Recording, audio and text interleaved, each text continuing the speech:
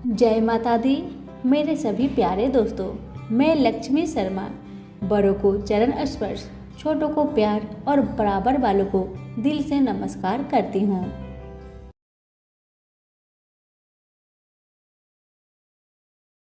प्रेम से बोलिए शनि महाराज की जय हो। कहते हैं कि जो भी भक्त शनि महाराज की कथा का श्रद्धा पूर्वक श्रवण करता है, उसकी सारी दुविधा समाप्त हो जाती है, सारे कष्ट दूर हो जाते हैं और मिलती है शनि भगवान की विशेष कृपा। सनातन धर्म में 9 ग्रहों में न्यायाधीश की भूमिका निभाने वाले शनि देव पर बहुत सारे वृत्तांत पाए जाते हैं, परंतु शनि देव के गुरु भगवान शिव जी के द्वारा ही शनि देव को 9 ग्रहों का स्वामी होने का भी आशीर्वाद प्राप्त है।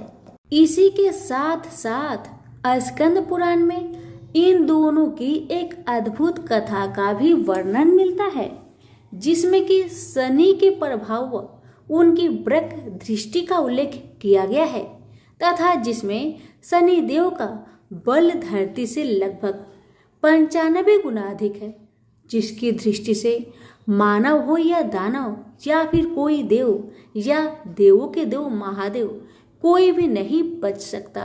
ऐसा माना जाता है कि 9 ग्रहों में सबसे धीमी गति से चलने वाले शनि न्यायप्रिय देव है। यह केवल उन्हीं को परेशान करते हैं जिनके कर्म बुरे होते हैं। अब सुनिए कथा। एक पौराणिक कथा के अनुसार एक बार शनिदेव भगवान शिव जी के पास कैलाश पर्वत पर पहुंचे। शिव जी को प्रणाम करके उन्हें ज्ञात करवाया कि प्रभु, कल से मैं आपकी राशि में आने वाला हूँ और मेरी वक्र दृष्टि आप पर पड़ने वाली है। शनिदेव की बात सुनकर भगवान अवाक रह गए और मंद मंद मुस्कुराकर कहने लगे, हे शनिदेव, आपकी वक्र दृष्टि कितने समय तक मुझ पर रहेगी? तब शनिदेव ने कहा कि प्रभु, कल 1.15 पहर के लिए ही आप पर मेरी वक्र दृष्टि रहेगी। यह सुनकर भगवान भोलेनाथ शनिदेव की वक्र दृष्टि से बचने का उपाय सोचने में लग गए और अगले ही दिन वे धरती लोक पर पधारे और एक हाथी का रूप धारण कर लिया ताकि शनिदेव की वक्र दृष्टि से बचा जा सके। भगवान शंकर को हाथी के रूप में 1.15 पहर तक का समय व्यतीत होने पर शिव जी ने सोचा, अब सारा दिन व्यतीत हो चुका है और शनिदेव की वक्र दृष्टि का उन पर कोई भी प्रभाव नहीं हो पाया। तब भगवान शिव पुनः कैलाश पर्वत पर वापस लौट आए। भगवान शंकर अति प्रसन्न मुद्रा में कैलाश पर्वत पर पहुंचे। उन्होंने वहां पर शनिदेव को उनका इंतजार करते हुए पाया। वह शंकर जी को देखकर शनिदेव को प्रणाम किया। शंकर जी ने कहा, हे शनिदेव, आपकी वक्र दृष्टि का मुझ पर कोई भी नकारात्मक प्रभाव नहीं पड़ा। यह सुनकर शनिदेव मुस्कुराए और कहा कि मेरी वक्र दृष्टि से कोई भी नहीं बच सकता, चाहे कोई भी क्यों ना हो। तब शनिदेव ने कहा, हे प्रभु, हे महादेव, मेरी ही दृष्टि के प्रभाव से आपको तो 1.15 पहर के लिए देव योनि को त्याग कर पशु योनि में जाना पड़ा था। यही तो मेरी वक्र दृष्टि का आप पर प्रभाव था। शनिदेव की न्याय प्रियता को देखकर भगवान शिव जी अति प्रसन्न हुए। वह शनिदेव को सूर्य से भी ज्यादा प्रतापी होने का वरदान दे दिया। सभी प्रेम से बोलिए शनि महाराज की जय हो। एक बार महावीर हनुमान श्री राम के किसी कार्य में व्यस्त थे। उस जगह से शनिदेव जी गुजर रहे थे। रास्ते में उन्हें हनुमान जी दिखाई पड़े। अपने स्वभाव की वजह से शनिदेव जी को शरारत सूझी और वे उस राम कार्य में विघ्न डालने हनुमान जी के पास पहुंच गए। हनुमान जी ने शनिदेव को चेतावनी दी और उन्हें ऐसा करने से रोका, पर शनिदेव नहीं माने। हनुमान जी ने तब शनिदेव जी को अपनी पूंछ से जकड़ लिया और फिर से राम कार्य करने लगे। कार्य के दौरान वे इधर उधर चहल कदमी भी कर रहे थे। अतः शनि देव जी को बहुत सारी चोट आई।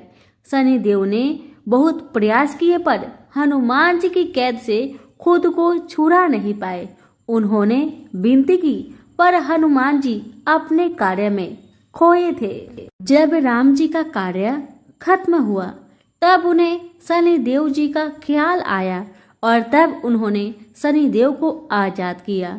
शनि देव जी को अपनी भूल का एहसास हुआ और उन्होंने हनुमान जी से माफी मांगी कि वे कभी भी राम और हनुमान जी के कार्य में कोई विघ्न नहीं डालेंगे और श्री राम और हनुमान जी के भक्तों को उनका विशेष आशीष प्राप्त होगा। तो प्रेम से बोलिए श्री राम की जय, पवन पुत्र हनुमान की जय, शनिदेव की जय। अब आइए सुनते हैं शनि भगवान की तीसरी कहानी और ये कहानी है अहंकारी रावण और शनि भगवान की। एक कथा के अनुसार अहंकारी लंकापति रावण ने शनि देव जी को कैद कर लिया और उन्हें लंका में एक जेल में डाल दिया। जब तक हनुमान जी लंका नहीं पहुंचे तब तक शनिदेव उसी जेल में कैद रहे। जब हनुमान सीता मैया की खोज में लंका में आए तब माँ जानकी को खोजते खोजते उन्हें भगवान शनिदेव जेल में कैद मिले।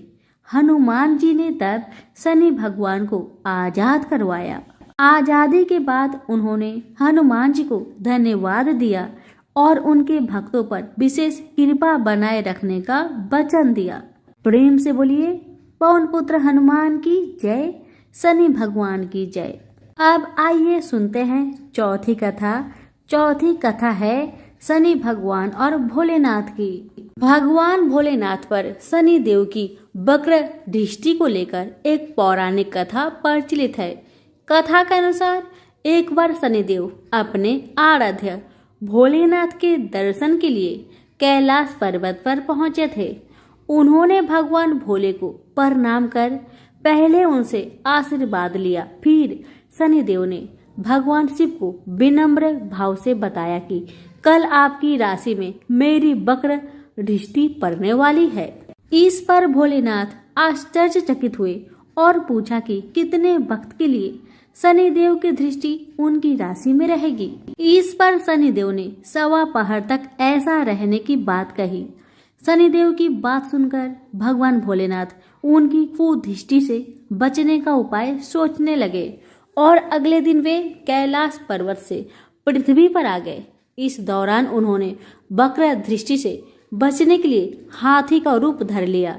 सूर्यास्त के बाद जब वक्र दृष्टि का पहर बीत गया तो शिव जी दोबारा अपने वास्तविक रूप में आ गए और प्रसन्न होकर कैलाश पर्वत पर लौट गए। जब शिव जी कैलाश पर्वत पर पहुंचे तो वहां पहले से ही शनि भगवान विराजमान थे।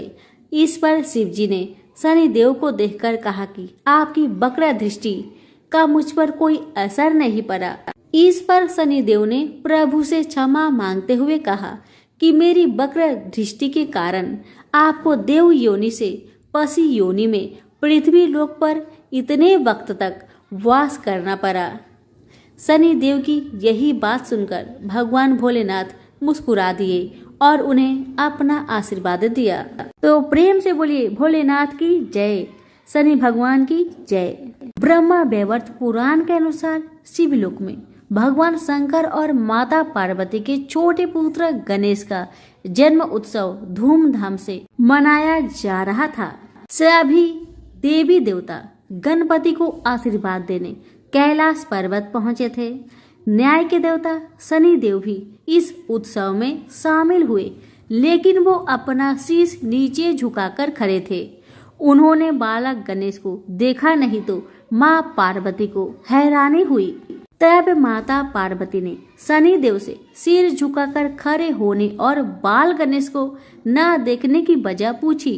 शनि देव ने माता को बताया कि उनकी दृष्टि से गजानन को हानि पहुंच सकती है। माँ पार्वती के आग्रह पर शनि देव गणपति को देखने पर मजबूर हो गए।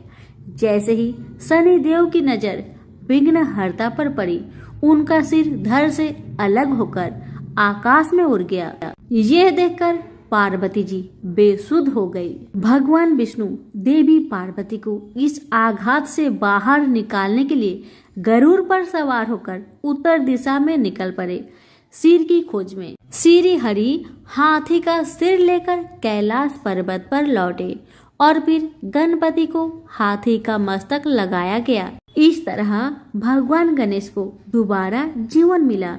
तो प्रेम से बोलिए शनि भगवान की जय, गणेश देवता की जय हो।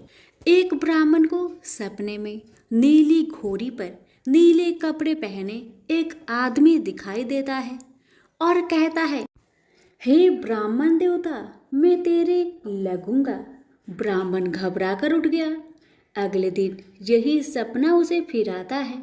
यह सपना उसे रोज आने लगा।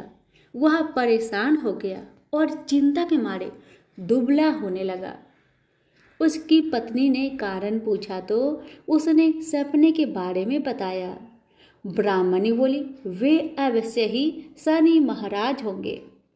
अब की बार देखे तो कहना लग जाओ, पर सवा पहर से ज्यादा मत लगना। उस दिन सपना आने पर ब्राह्मण ने कहा, लग जाओ, पर कितने समय के लिए लगोगे? शनि जी बोले, 7.5 वर्ष का लगूंगा।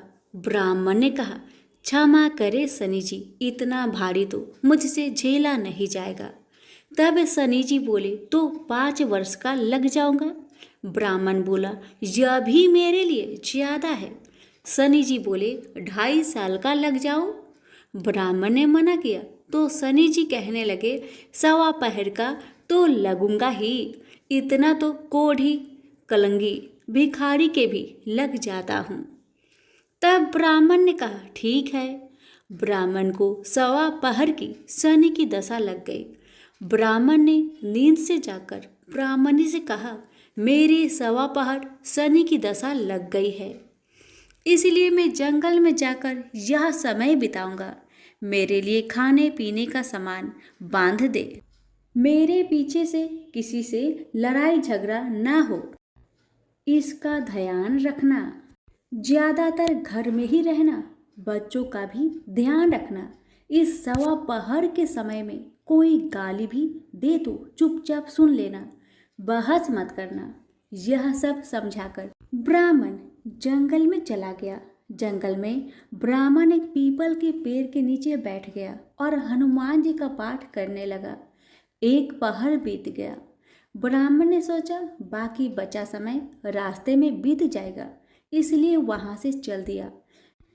रास्ते में एक बाड़ी में मतीरे लगे देखे। माली से एक मतीरा खरीदा, पोटली में बांधा और आगे बढ़ा।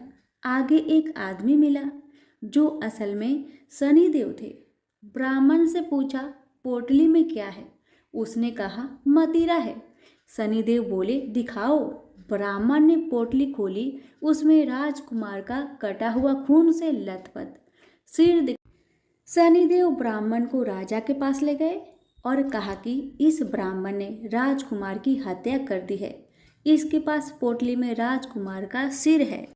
राजा ने कहा, मैं यह नहीं देख सकता, इस ब्राह्मण को सूली पर चढ़ा दो। राजा के यहाँ हाहाकार मच गया। ब्राह्मण को सूली पर चढ़ाने से पहले पूछा गया कि उसकी कोई आखिरी इच्छा हो तो बताए। ब्राह्मण ने सोचा किसी तरह सवा पहर पूरा करना होगा। उसने कहा, वह रोज बालाजी की कथा सुनता है। मरने से पहले अंतिम बार बालाजी की कथा सुनना चाहता हूँ। ब्राह्मण को कथा सुनाने का प्रबंध किया गया। कथा कहते कहते सवा पहर पूरा हो गया। शनि की दशा टलते ही राजकुमार शिकार खेल कर लौटता हुआ दिखाई दिया। राजकुमार को आता देख राजा बहुत खुश हुआ, लेकिन उसे निर्दोष ब्राह्मण की हत्या का दोष लगने का डर सताने लगा। उसने तुरंत घुड़सवार सैनिकों को ब्राह्मण को आदर सहित ले आने के लिए भेजा। ब्राह्मण राज दरबार में आया तो राजा ने क्षमा मांगी और पोटली दिखाने के लिए कहा। पोटली खोली तो उसमें मतीरा था। राजा ने इन सब के बारे में पूछा तो ब्राह्मण ने बताया, मुझे सवा पहर की शनिचर की दशा लगी थी, इस कारण यह सब तमाशा हुआ। राजा ने पूछा, यह दशा कैसे टलती है? ब्राह्मण बोला, राजा, ये सेठ के लगे तो काला हाथी या काला घोड़ा दान करे, गरीब के लगे तो पीपल की पूजा करे। तब बोले, साचा शनिचर कहिए, जाके पाव सदा ही पड़िए। शनि की कहानी सुने, तिल का तेल और काला उड़द दान करे, काले कुत्ते को तेल से चूपर कर रोटी खिलाए तो शनिचर की दशा उतर जाती है। राजा ने उसे मदिरा वापस दे दिया। घर आकर ब्राह्मण ने मदिरा काटा तो उसके बीज की जगह हीरे मोती निकले। ब्राह्मणी ने पूछा, यह कहाँ से लाए? आप तो कह रहे थे शनि की दशा लगी है। ब्राह्मण ने कहा, जब दशा लगी थी तो यही मदिरा राजकुमार का सिर बन गया था। उतरती दशा के शनि जी निहाल कर गए। हे शनि देवता, जैसे ब्राह्मण के शनि की दशा लगी वैसे किसी के ना लगे। निहाल सबको करे। प्रेम से बोलिए, शनि महाराज की जय हो। एक समय स्वर्गलोक में सबसे बड़ा कौन कि प्रश्न पर 9 ग्रह में वाद विवाद हो गया। विवाद इतना बढ़ा कि परस्पर भयंकर युद्ध की स्थिति बन गई। निर्णय के लिए सभी देवता देवराज इंद्र के पास पहुंचे और बोले, हे देवराज, आपको निर्णय करना होगा कि हम में से सबसे बड़ा कौन है। देवताओं का प्रश्न सुनकर देवराज इंद्र उलझन में पड़ गए। इंद्र बोले, मैं इस प्रश्न का उत्तर देने में असमर्थ हूँ। हम सभी पृथ्वी लोक में उज्जैनी नगरी में राजा विक्रम आदित्य के पास चलते हैं। देवराज इंद्र सहित सभी ग्रह उज्जैनिया नगरी पहुंचे। महल में पहुंचकर जब देवताओं ने उनसे अपना प्रश्न पूछा तो राजा विक्रमादित्य भी कुछ देर के लिए परेशान हो उठे, क्योंकि सभी देवता अपनी अपनी शक्तियों के कारण महान थे। किसी को भी छोटा या बड़ा कह देने से उनके क्रोध के प्रकोप से भयंकर हानि पहुंच सकती थी। अचानक राजा विक्रमादित्य को एक उपाय सूझा और उन्होंने विभिन्न धातुओं स्वर्ण, रजत, कांसा, तांबा, सीसा, रांगा, जस्ता, अबरक व लोहे के 9 आसन बनवाए। धातुओं के गुणों के अनुसार सभी आसनों को एक दूसरे के पीछे रखवाकर उन्होंने देवताओं को अपने अपने सिंहासन पर बैठने को कहा। देवताओं के बैठने के बाद राजा विक्रमादित्य ने कहा, आपका निर्णय तो स्वयं हो गया। जो सबसे पहले सिंहासन पर विराजमान है वही सबसे बड़ा है। राजा विक्रमादित्य के निर्णय को सुनकर शनि देवता ने सबसे पीछे आसन पर बैठने के कारण अपने को छोटा जानकर क्रोधित होकर कहा, राजा विक्रमादित्य, तुमने मुझे सबसे पीछे बैठाकर मेरा अपमान किया है।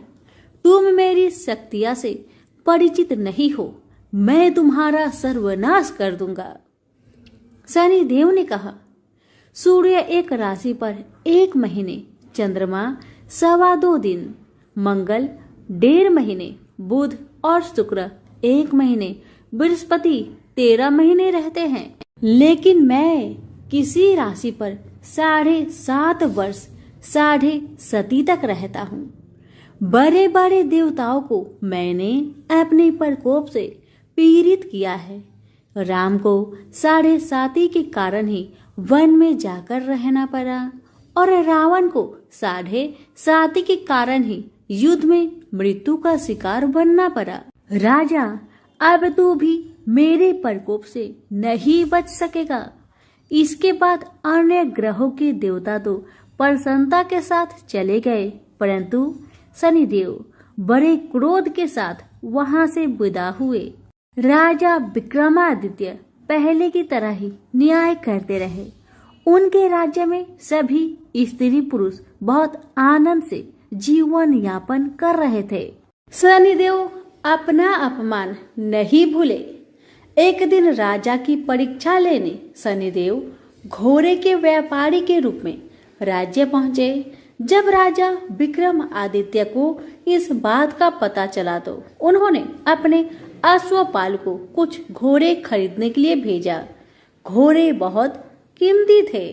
अश्वपाल ने जब वापस लौटकर इस संबंध में बताया तो राजा विक्रमादित्य ने स्वयं आकर एक सुंदर व शक्तिशाली घोड़े को पसंद किया। घोड़े की चाल देखने के लिए राजा उस घोड़े पर सवार हुए तो वह घोड़ा बिजली की गति से दौड़ पड़ा। तेजी से दौड़ता घोड़ा राजा को दूर एक जंगल में ले गया और फिर राजा को वहां गिराकर जंगल में कहीं गायब हो गया। राजा अपने नगर को लौटने के लिए जंगल में भटकने लगा, लेकिन उन्हें लौटने का कोई रास्ता नहीं मिला। राजा को भूख प्यास लगाई। बहुत घूमने पर उसे एक चारवाहा मिला। राजा ने उससे पानी मांगा। पानी पीकर राजा ने उस चारवाहे को अपनी अंगूठी दे दी। फिर उससे रास्ता पूछकर वह जंगल से निकलकर पास के नगर में पहुंचा। राजा ने एक सेठ की दुकान पर बैठकर कुछ देर आराम किया। उस सेठ ने राजा से बातचीत की तो राजा ने उसे बताया कि मैं उज्जैनी नगरी से आया हूँ। राजा के कुछ देर दुकान पर बैठने से सेठ जी की बहुत बिक्री हुई।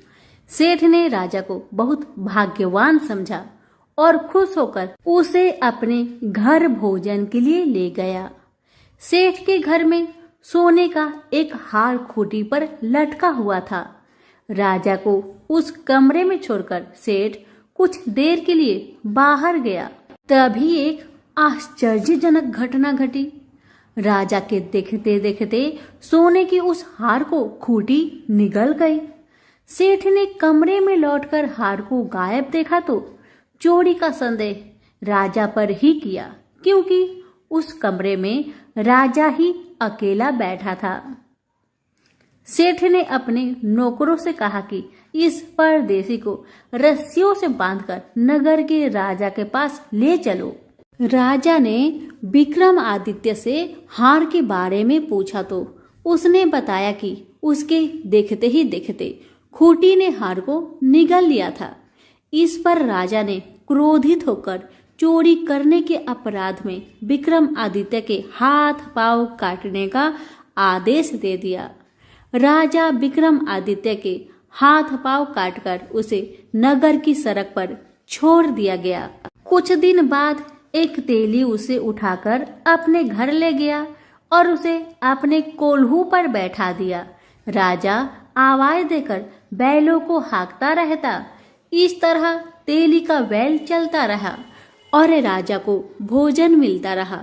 शनि के प्रकोप की 7.5 पूरी होने पर वर्षा ऋतु प्रारंभ हुई।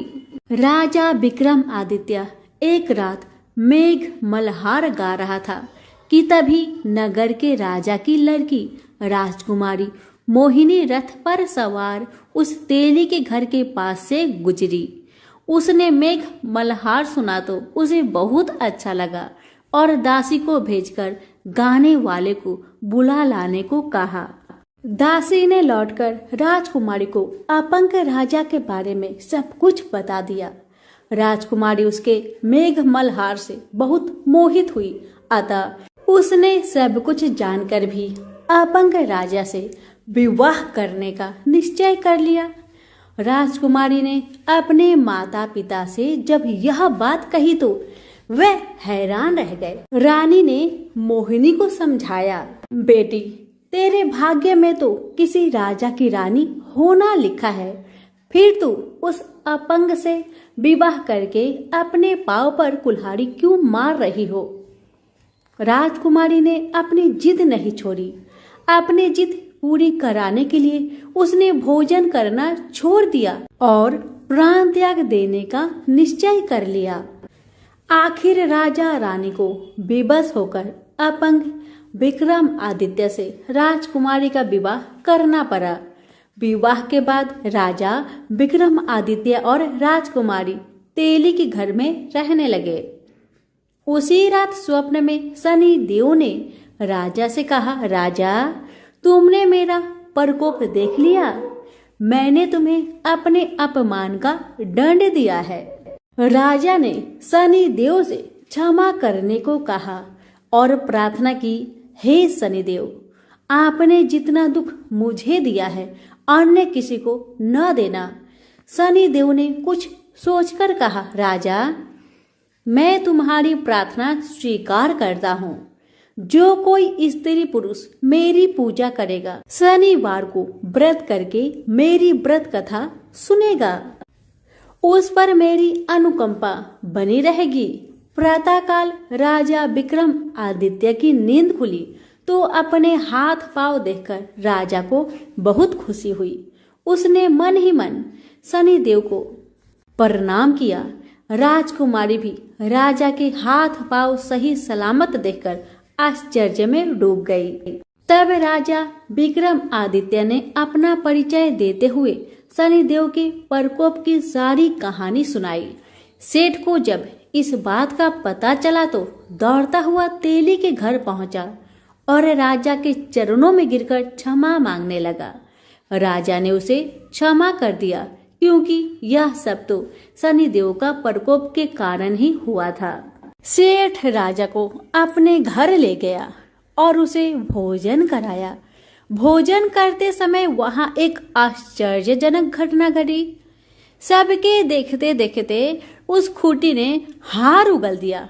सेठ जी ने अपनी बेटी का विवाह भी राजा के साथ कर दिया और बहुत से स्वर्ण आभूषण, धन आदि देकर राजा को विदा किया। राजा विक्रमादित्य राजकुमारी मोहिनी और सेठ की बेटी के साथ उज्जैनी पहुंचे तो नगर वासियों ने हर्ष से उनका स्वागत किया। अगले दिन राजा विक्रमादित्य ने पूरे राज्य में घोषणा कराई कि शनिदेव सब देवों में सर्वश्रेष्ठ है। प्रत्येक स्त्री पुरुष शनिवार को उनका व्रत करे और व्रत कथा अवश्य सुने। राजा विक्रमादित्य की घोषणा से शनिदेव बहुत प्रसन्न हुए। शनिवार का व्रत करने और व्रत कथा सुनने के कारण सभी लोग की मनोकामनाएं शनिदेव की अनुकंपा से पूरी होने लगी। सभी लोग आनंद पूर्वक रहने लगे। तो प्रेम से बोलिए शनि भगवान की जय हो। कथा अच्छी लगे तो लाइक शेयर करना बिल्कुल ना भूले। आप सभी का बहुत बहुत धन्यवाद।